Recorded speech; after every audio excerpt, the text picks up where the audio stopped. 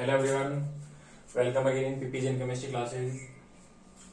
तो स्टूडेंट आज की इस क्लास में अपन ऑर्गेनिक केमिस्ट्री के इंपॉर्टेंट क्वेश्चन डिस्कस करेंगे और उसी सीरीज में अपन फर्स्ट जो चैप्टर है ऑर्गेनिक केमिस्ट्री में हेलो एल्केन हेलो एरीन उसके कुछ इंपॉर्टेंट क्वेश्चंस डिस्कस करेंगे। लेट अस सी। सबसे पहले अपन क्वेश्चन देखते हैं। फर्स्ट क्वेश्चन है आपके सामने, out of the following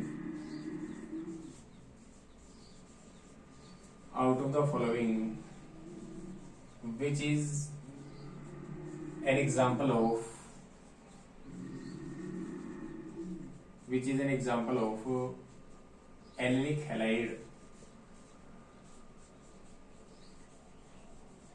allylic halide का एग्जांपल कौन सा है फॉलोइंग में से? और फॉलोइंग आपको दिए हैं एग्जांपल यहाँ पे।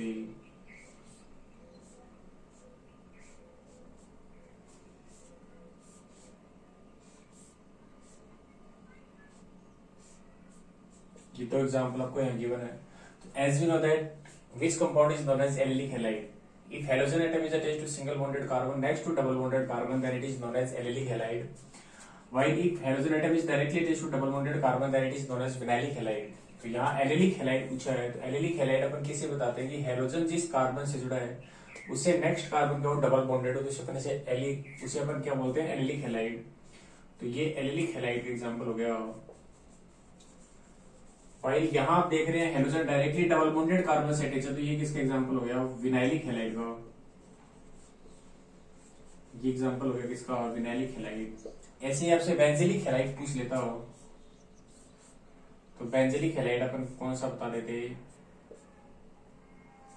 ये बेंजिलिक हैलाइड का एग्जांपल हो जाता है कि if halogen atom is attached to single bonded carbon next to benzene ring then it is known as benzylic halide. तो इनमें से कोई सा भी पूछा जाएगा बता सकते हैं easily. Allylic halide, benzylic halide या विनाइलिक हैलाइड कोई भी पूछे आप बता सकते हैं।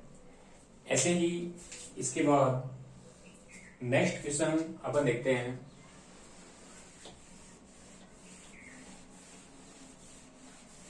नेक्स्ट क्वेश्चन अपना आता है halo alkane hello arene chapter में अपन डिस्कस कर रहे हैं।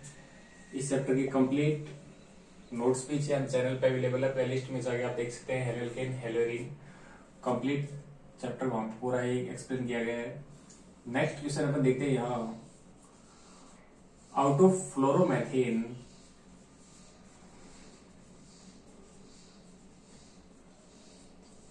And chloromethane which has more value of dipole moment। 1 mark में इंपोर्टेंट क्वेश्चन बनता है कि फ्लोरोमेथेन और क्लोरोमेथेन में डायपोल मोमेंट किसका ज्यादा है? तो ध्यान रखिए, फ्लोरोमेथेन क्या हो गया? CH3F। क्लोरोमेथेन क्या हो गया? CH3Cl। तो वैसे तो डायपोल मोमेंट ज्यादा होना चाहिए था फ्लोरोमेथेन का बिकॉज फ्लोरीन मोस्ट इलेक्ट्रोनेगेटिव है, बट यहाँ पे एक्सेप्शनली डायपोल मोमेंट ज्यादा किसका होता है? क्लोरोमेथेन का। तो फ्लोरोमेथेन और क्लोरोमेथेन में अपन डायपोल मोमेंट किसका ज्यादा बता देंगे? क्लोरोमेथेन का डायपोल मोमेंट ज्यादा बता देंगे। ऐसे ही नेक्स्ट क्वेश्चन आपसे पूछ लिया जाए,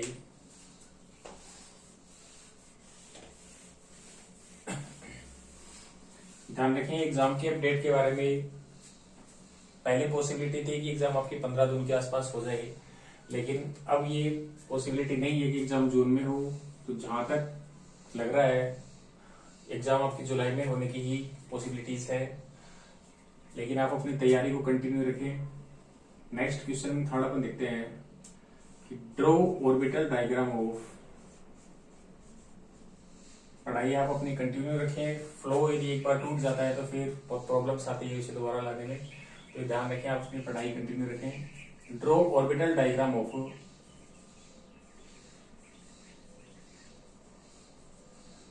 क्लोरोमेथेन या कोई भी हेलोजन का पूछ ले। CH3Cl का ऑर्बिटल डायग्राम आपको बनाना है। तो ध्यान रखिए CH3Cl में यहाँ कार्बन अपन देखें तो कार्बन के सारे बॉन्ड कैसे? सिंगल, मतलब कार्बन में कौन सा हाइब्रिडाइजेशन है? sp3 हाइब्रिडाइजेशन है। हाइड्रोजन का कौन सा ऑर्बिटल हाइब्रिडाइजेशन में पार्टिसिपेट करेगा? 1s। क्लोरीन का कौन सा ऑर्बिटल पार्टिसिपेट करेगा हाइब्रिडाइजेशन में? 3pz, क्योंकि pz में ही अनपेड इलेक्ट्रॉन होता है क्लोरीन के पास। किस तरह से आपको बताना है कि in chloromethane carbon atom is present in sp3 hybridization. Carbon atom में sp3 हाइब्रिडाइजेशन प्रेजेंट होता है। It means having 4 sp3 hybrid orbital. Carbon के पास क्या होते हैं? 4 sp3 हाइब्रिड ऑर्बिटल होते हैं। हैविंग सिंगल अनपेयर्ड इलेक्ट्रॉन, जिनके पास क्या होते हैं? सिंगल अनपेयर्ड इलेक्ट्रॉन होते हैं। यानी कार्बन में sp3 हाइब्रिडाइजेशन है। It means it has 4 sp3 hybrid orbital. Out of 4 sp3 hybrid orbital 3 get overlap with 1s orbital of hydrogen. 4 sp3 hybrid orbital है, इसमें से 3 किसके साथ ओवरलैप कर लेंगे? हाइड्रोजन के 1s के साथ। हाइड्रोजन के 1s के साथ ओवरलैप कर लेते हैं, ये देखिए इस तरह से। और क्या बन जाता है यहाँ पे? CH सिग्मा बॉन्ड फॉर्म हो जाता है। वन जो sp3 हाइब्रिड ऑर्बिटल बचेगा, ये किसके साथ ओवरलैप कर लेगा? pz of chlorine. P की शेप डंबल शेप होती है, तो P यहाँ बता देंगे 3pz के साथ ओवरलैप कर लिया किसका? क्लोरीन एटम का। तो इस तरह से आप CH3Cl का ऑर्बिटल डायग्राम बता सकते हैं। ऐसे ही नेक्स्ट क्वेश्चन अपन देखते हैं।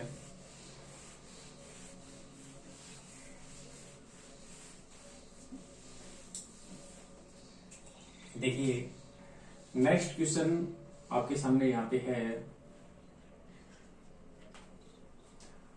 Right chemical formula of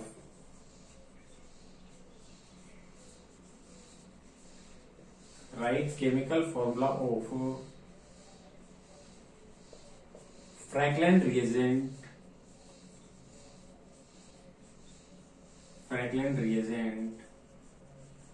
and Tilden's reagent। तो ध्यान रखिए, फ्रैंकलिन रिएजेंट क्या होता है? Di alkyl zinc R2Zn। Di alkyl zinc जो होता है उसे अपन क्या बोलते हैं? Franklin reagent. जैसे एग्जांपल भी आप बता सकते हैं, डाई थाइजिंक। ऐसे टिल्डन रिएजेंट पूछे आपसे, तो टिल्डन रिएजेंट आप क्या बता सकते हैं? NOCl। NOCl क्या हो जाएगा? Tilden's reagent nitrosyl chloride.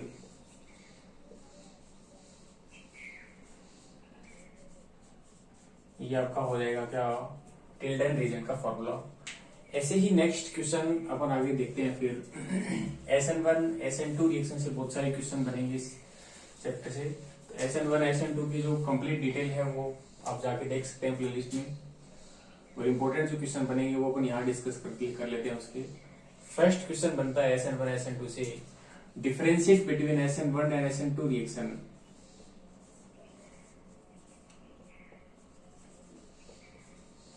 Differentiate between SN1 and SN2 reaction. तो देखिए किस तरह से अपन बता देंगे। क्वेश्चन का जो भी नंबर है 5 या 4 जो भी है, वन साइड आपने लिख लिया SN1 न्यूक्लियोफिलिक सब्स्टिट्यूशन रिएक्शन जो है हेलोल्केन की, वो 2 टाइप की होती है, SN1 SN2। SN1 रिएक्शन ध्यान रखिए कंप्लीट्स इन 2 स्टेप। कंप्लीट्स इन 2 स्टेप में कंप्लीट होती है। ऐसे ही SN1 में अपन क्या बता सकते हैं आगे? SN1 में इंटरमीडिएट हमेशा क्या बनता है? कार्बोकेटाइन। कार्बोकेटाइन का means the species having positive charge present on carbon atom. तो यहाँ पे इंटरमीडिएट क्या बनता है? SN1 रिएक्शन में इंटरमीडिएट हमेशा क्या बनेगा? कार्बोकेटाइन। फिर ऐसे ही SN1 रिएक्शन में रिएक्टिविटी ऑर्डर क्या होता है? डिफरेंट जो एल्किल हैलाइड है उनका रिएक्टिविटी ऑर्डर क्या होता है? सबसे ज्यादा रिएक्टिव होता है 3 डिग्री एल्किल हैलाइड, फिर 2 डिग्री एल्किल हैलाइड, फिर 1 डिग्री एल्किल हैलाइड, फाइनली सबसे लीस्ट रिएक्टिव होगा मिथाइल हैलाइड। ऐसे ही SN1 रिएक्शन में जो प्रोडक्ट बनता है, प्रोडक्ट का नेचर क्या होता है? SN1 रिएक्शन में प्रोडक्ट हमेशा बनता है रेसेमिक मिक्सचर। अलग से भी क्वेश्चन में पूछा जा सकता है 1 मार्क में कि what is the nature of product in SN1 reaction. SN1 reaction में प्रोडक्ट हमेशा क्या बनेगा? रेसेमिक मिक्सचर बनेगा, यानी डेक्स्ट्रो लीवर रोटेटरी का 50-50% मिक्सचर बनता है। SN2 में अपन देखें, SN1 2 स्टेप में कंप्लीट हो रही है, सॉरी SN1 है वो 2 स्टेप में कंप्लीट हो रही है। SN2 जो है कंप्लीट्स इन 1 स्टेप, कंप्लीट्स इन 1 स्टेप, एक ही स्टेप में कंप्लीट होती है। ऐसे ही SN1 में इंटरमीडिएट क्या बनता है? ट्रांजिशन स्टेट फॉर्म होती है। इंटरमीडिएट यहाँ क्या होता है, ट्रांजिशन स्टेट, जिसमें ओल्ड बॉन्ड पार्शियली ब्रेक होते हैं, न्यू बॉन्ड जो है वो पार्शियली फॉर्म होते हैं। Reactivity order different alkyl halide का जस्ट अपोजिट हो जाएगा। यहाँ पे रिएक्टिविटी ऑर्डर क्या होता है, SN2 में सबसे ज्यादा रिएक्टिव मिथाइल हैलाइड, फिर 1 डिग्री एल्किल हैलाइड, फिर 2 डिग्री और सबसे लीस्ट रिएक्टिव होगा 3 degree alkyl halide. SN2 reaction में प्रोडक्ट का नेचर क्या होता है, SN2 रिएक्शन में ध्यान रखें, product is always formed with inversion of configuration. Product हमेशा कैसे बनता है, इन्वर्जन ऑफ कॉन्फिगरेशन के साथ, यानी प्रोडक्ट का जो कॉन्फिगरेशन होता है वो रिएक्टर के कॉन्फिगरेशन की जस्ट अपोजिट हो जाता है, जिसे अपन वोल्डन इन्वर्जन में बोलते हैं। तो SN1 SN2 रिएक्शन में ये आप डिफरेंस बता सकते हैं। सबसे इंपॉर्टेंट रिएक्टिविटी ऑर्डर ध्यान रखिए, बिकॉज इससे एक दो क्वेश्चन और भी बनेंगे जो अपन यहाँ डिस्कस भी करेंगे। ऐसे ही नेक्स्ट अपन क्वेश्चन देखते हैं, what do you mean by Walden inversion. Walden inversion से क्या मीन है,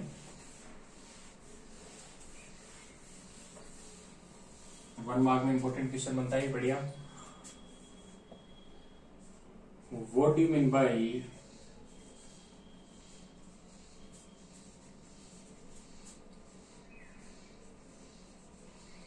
वोल्डन इन्वर्जन। अब ध्यान रखिए, ऑर्गेनिक में स्टूडेंट्स के सामने ज्यादा प्रॉब्लम रिएक्शंस की आती है कि रिएक्शंस कैसे लर्न करें।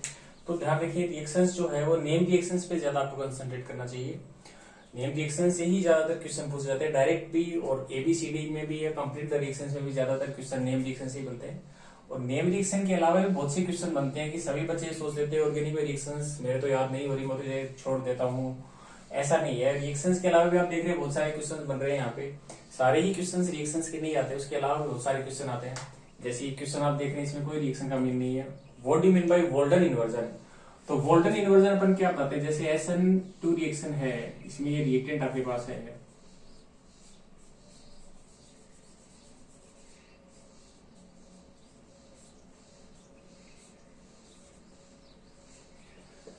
SN2 रिएक्शन में जो attacking species that is nucleophile है वो हमेशा बैक साइड अटैक करता है। कोई न्यूक्लियोफाइल अटैक कर रहा है सपोज, तो न्यूक्लियोफाइल इस पॉजिटिव चार्ज कार्बन पे अटैक करता है।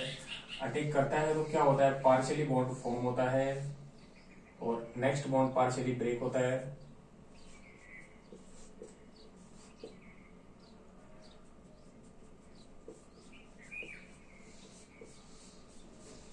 ये फॉर्म हो जाता है क्या, ट्रांजिशन स्टेट। फाइनली जैसे ही OH और C के बिटवीन बॉन्ड बन जाता है, ये बॉन्ड कंप्लीटली ब्रेक हो जाता है, क्या हो जाता है यहाँ पे कॉन्फ़िगरेशन इन्वर्ट हो जाता है। तो जो लेफ्ट साइड ग्रुप थे वो ग्रुप राइट साइड चले जाते हैं। जैसे एक तेज हवा में एक छाता होता है, वो आपका अपनी डायरेक्शन चेंज कर लेता है, उल्टा हो जाता है। ऐसे ही अपन देखते हैं यहाँ इस साइड जो स्पीसीज थी, इस साइड जो ग्रुप थे वो ग्रुप इधर चले जाते हैं, यानी कॉन्फ़िगरेशन क्या हो जाता है, उल्टा हो जाता है, रिवर्स हो जाता है, इन्वर्ट हो जाता है। इसे अपन वोल्डन इन्वर्जन बोलते हैं। कैसे डिफाइन कर सकते हैं इसे अपन, इन SN2 reaction the configuration of product, the configuration of product is just opposite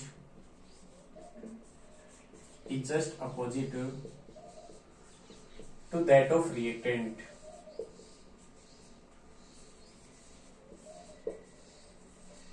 is called Walden inversion. यानी SN2 रिएक्शन में जो प्रोडक्ट का कॉन्फ़िगरेशन होता है वो रिएक्टेंट के कॉन्फ़िगरेशन के जस्ट अपोजिट हो जाता है, उल्टा हो जाता है। इसे अपन क्या बोलते हैं, वोल्डन इन्वर्जन बोलते हैं। वोल्डन इन्वर्जन हमेशा कहाँ मिलता है, ऑब्जेक्टिव में पूछा जाए तो ध्यान रखें SN2 रिएक्शन में मिलता है। वैसे ही नेक्स्ट क्वेश्चन अपन देखते हैं,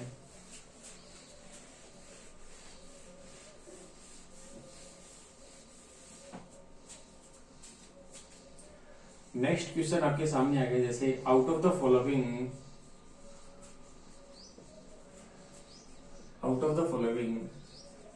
विच इज मोर रिएक्टिव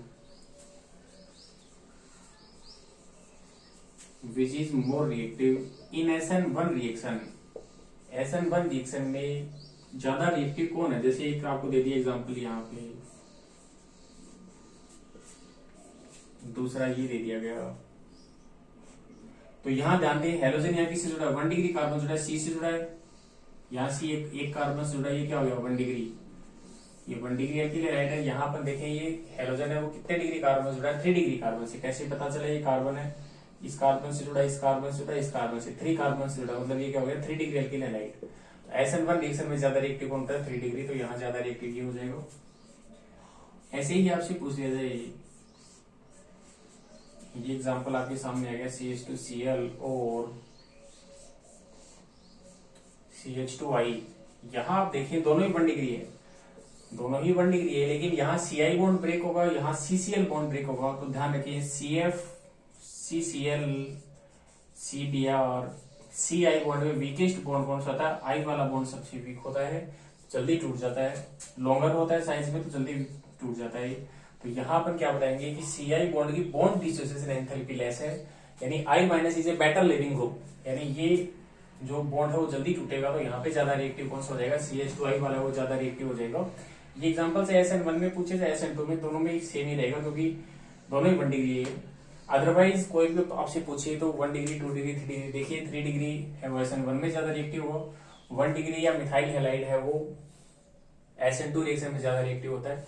तो इस तरह से ये क्वेश्चन यहाँ पूछे जाएंगे। ऐसे ही नेक्स्ट क्लास में इस चैप्टर के अपन और क्वेश्चन डिस्कस करेंगे। Thank you.